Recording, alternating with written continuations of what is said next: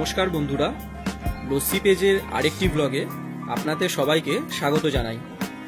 আজ ৭৯তম স্বাধীনতা দিবসের শুভেচ্ছা সবাইকে। এবার আমরা খাবারের সন্ধানে চলে গিয়েছিলাম উত্তর কলকাতার শ্যামবাজারে। আর সেখানে গিয়ে পাঁচমাথার মোড়ের ঠিক উল্টো দিকে আমাদের চোখে পড়ল ১০৫ বছরের পুরনো ইকোনমিক রেস্টুরেন্ট। আর সেখানে ঢুকে খাবারের দাম দেখে আমরা সত্যি অবাক হয়েছিলাম।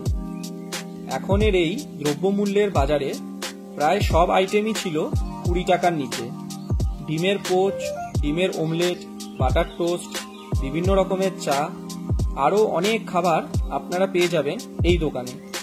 তাই কোনো এক সকালের ব্রেকফাস্ট সারতে আপনারা আসতেই পারেন ঐতিহ্যময় এই দোকানটিতে, যেখানে আবহমান ও কাহিনী দুটি সিনেমার শুটিং হয়েছিল। আমরা এখানে অর্ডার করেছিলাম লেবু চা, লাল চা, ডিম পোচ, অমলেট ও বাটার টোস্ট। সব মিলিয়ে আমাদের বিল হয়েছিল মাত্র ৭৪ টাকা।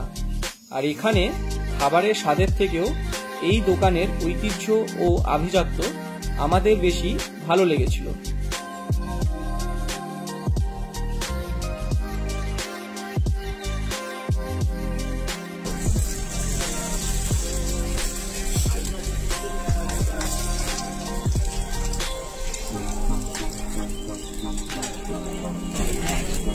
দোকান কটা থেকে কটা অবধি খোলা থাকে? সকাল 6:30 থেকে রাত্রি 9:30 পর্যন্ত।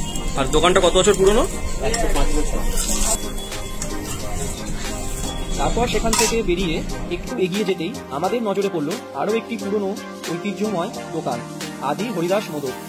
এই দোকানটিকে পাঁচমাথার মোড়ের পাশে বগলাচরণ কুণ্ডু দোকানের ঠিক উল্টো দিকে দেখতে পাবেন।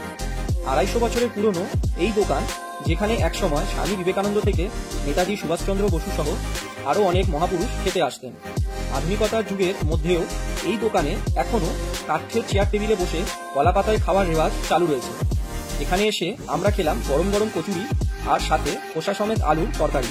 কলা পাতার উপরে কচুরি তরকারি খাবার মজা আলাদাই। আপনারা যদি কেউ এই দোকানে কচুরি ট্রাই করে থাকেন, কমেন্টে জানাতে ভুলবেন না। কচুরি খাবার পরে আমরা নিয়ে নিলাম রসে ভরা রসগোল্লা। ব্যাস, এই ছিল আমাদের আজকের ব্লগ। আপনাদের কেমন লাগলো কমেন্টে জানাতে ভুলবেন না। দেখা হবে আবার অন্য কোনো জায়গায় নতুন কোনো ভিডিও নিয়ে। ততদিন অবধি সবাই ভালো থাকবেন, সুস্থ থাকবেন, আর লাইক, ফলো, শেয়ার করে পাশে থাকবেন। ধন্যবাদ।